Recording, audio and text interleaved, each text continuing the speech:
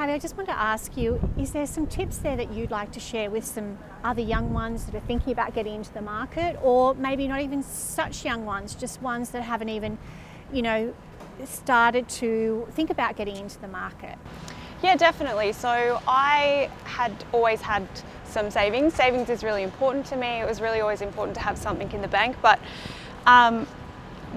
when I set my mind to actually purchasing a property, that's when I really knuckled down. And I think that it's really important, and it was the case with me, that once I had a goal, I got so much more momentum with actually saving. So I think that it's really important to get the savings in the bank. It's really important to kind of consult with people who are in the industry that you're in, and seek the guidance that you gave me. So with that, I mean, getting a team around you, having people around you who know exactly what they're talking about and exactly what you'd be dealing with is super important.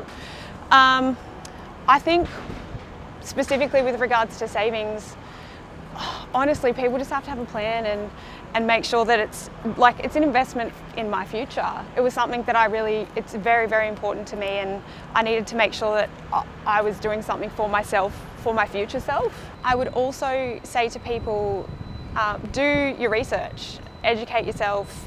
Don't be scared to look out of the box and look at different options. I know that's something that we talked about a lot. You gave me a lot of options when I came to you.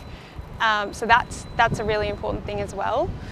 Lastly, I would say, and I say this at work as well, I would never ask someone to do something that I wouldn't do myself. And so in that respect, I would probably say to people, don't listen to the people that haven't invested before or who haven't bought their own properties on advice on how to do that. So yeah, they would be my biggest tips, I guess. Awesome. Thank you so much, Hayley. I really appreciate it. Thank you very much. And I know that lots of people that are going to watch this